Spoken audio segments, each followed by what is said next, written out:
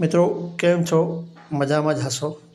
આજે આપણે કાળી ચૌદશ હતી એટલે સવારમાં આપણે જે હિંગલાજ કરી આવે છે પૂર્વજો એમની દેરીએ આવ્યા છીએ. અમારા કુટુંબમાં આ સખાયા બાપા છે, જેને ભગત બાપા પણ કહેવામાં આવે છે, એમની દેરી છે. અને આ અમારા પરદાદાની દેરી છે, વજા બાપાની દેરી. તો અમે દર દિવાળીના 1-2 દિવસ પહેલાં મંદિરની સફાઈ કરીએ છીએ, દેરીની સફાઈ કરીએ છીએ, એને ધોઈએ છીએ, અબોટ કરીએ છીએ. કેમ કે વર્ષમાં એકવાર તો જરૂર આ દેરીઓની સાફ સફાઈ કરવી જોઈએ આપણે. કેમ કે આપણા પૂર્વજો છે એમને કદી ભૂલવા ન જોઈએ. એમને હર દિવાળીના દિવસે તો પગે પણ લાગવા આવવું જોઈએ અને એમને દેરીની સાફ સફાઈ કરી અને ધોઈ નાખવી જોઈએ. અને આ બાજુમાં છે એ અમારા દાદા પરદાદાના જે કહી શકાય સાથી છે એમના હતા, એમને દેરી બાજુમાં બનાવવામાં આવી હતી તે સમયે.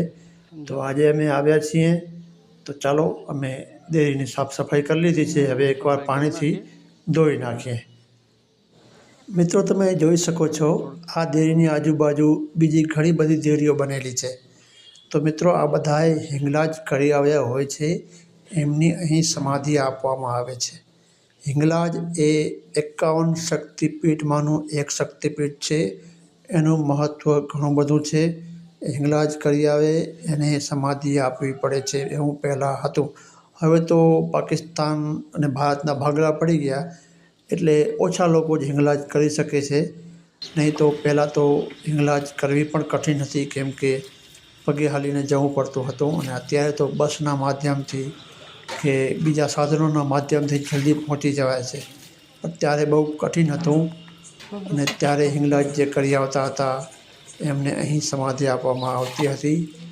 તો મિત્રો હિંગલાજનું બહુ મહત્ત્વ છે. તો આ મારો છોકરો છે એ ધોવાનું કામ કરી રહ્યો છે, એને પણ મને મદદ કરાવી છે.